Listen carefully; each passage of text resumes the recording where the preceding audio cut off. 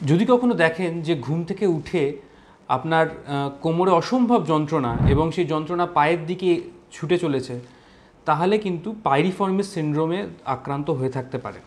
এই পাইরিফর্মিস বলে একটি পেশি আছে আমাদের পিঠের দিকে, যার তলা দিয়ে সায়াটিক নার্ভ বলে একটি স্নায়ু যায়। এই সায়াটিক নার্ভ হচ্ছে আমাদের পায়ের মূল স্নায়ুর মধ্যে একটি। তো যখন এই পাইরিফর্মিস মাসেলের কোনো অসুবিধা হয়, তখন কিন্তু সায়াটিক নার্ভের উপর চাপ সৃষ্টি হয় এবং তার জন্য এই ব্যথা সৃষ্টি হতে পারে। যদি এরকম হয়ে থাকে তাহলে কি উপায়ে চিকিৎসা হয় না, প্রথমত আমরা কিছু ব্যথার ওষুধ দিই, এই পেশিটাকে আলগা করার জন্যও কিছু ওষুধপত্র পাওয়া যায়।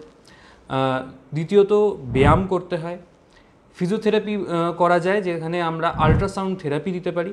যদি ওষুধ এবং ব্যায়ামে কাজ না হয় তাহলে এখানে দু রকমের ইঞ্জেকশন দেওয়া যায়।